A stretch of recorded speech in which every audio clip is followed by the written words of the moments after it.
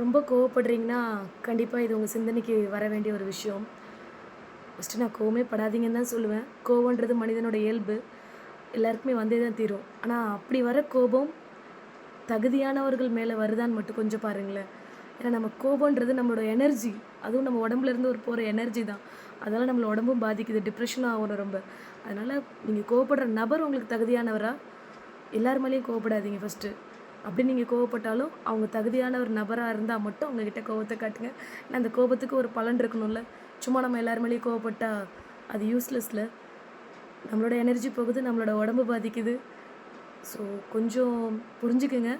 தகுதியானவர்கள் மேல கோவப்பட்டா, அர்த்தமுள்ள கோவமா இருக்கும். எல்லார் மேலயும் கோவப்பட்டா, நம்மள வேற மாரி தான் சொல்லுவாங்க. இந்த உலகம் அப்படி இல்ல. மே மோஸ்ட்டா பெண்களுக்கு தான் இப்ப அதிகமா கோவம் வருது. கொஞ்சம் கம்மி பண்ணுங்க. தகுதியானவர்கள் மேல கோவத்த காட்டுங்க. அதிகமா கோவப்பட்டாலும் அழகு போயிடும்னு சொல்லுவாங்க. கொஞ்சம் யோசிங்க.